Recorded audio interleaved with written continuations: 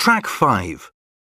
You will hear a woman called Clare Jackson, who is a professional footballer, talking about how she managed to make football her career.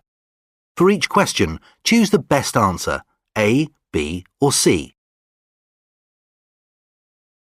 I always loved playing football. When I was a child, I used to play with my older brother and his friends in the park. It was very near the local football stadium. My brother was 2 years older than me, and so were his friends. At first, it was difficult for me, as my brother and his friends were bigger and stronger, but that probably helped me to develop into a much better player.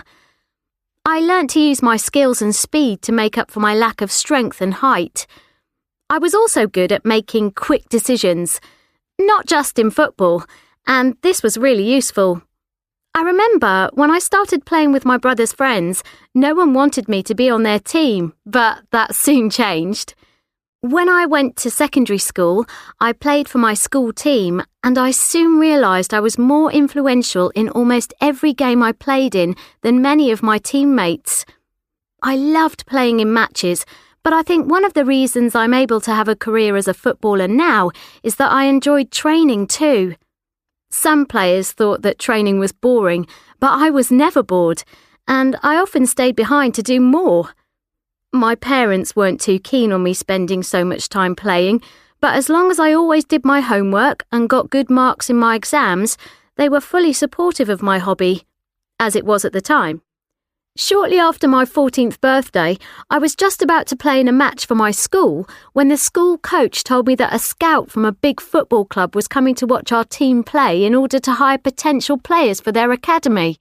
I remember thinking to myself that I needed to really impress him to have a chance of being asked to join the club. During the game, at first I was a bit scared of making mistakes, and I started to doubt that I was playing well enough to be chosen. But then I told myself to relax and just focus on the game I was playing. After that, I played much better. In fact, my performance was as good as I could have hoped for. I created a lot of chances and scored 2 goals. I didn't stop running. It was really exhausting. Well, it was all worth it. I'm happy to say that I was asked to join the academy, and that's when I began to realise that I could actually become a professional footballer. Being a female footballer, you have to deal with a lot of negative comments. People say that the women's game is more limited when compared to the men's game because it's a bit slower. But I think it's just that they have less respect for female footballers. I find it a bit irritating and confusing, to be honest, but it makes me more motivated to do well. I'm convinced the women's game is equally entertaining to watch. The only issue is we don't get enough spectators.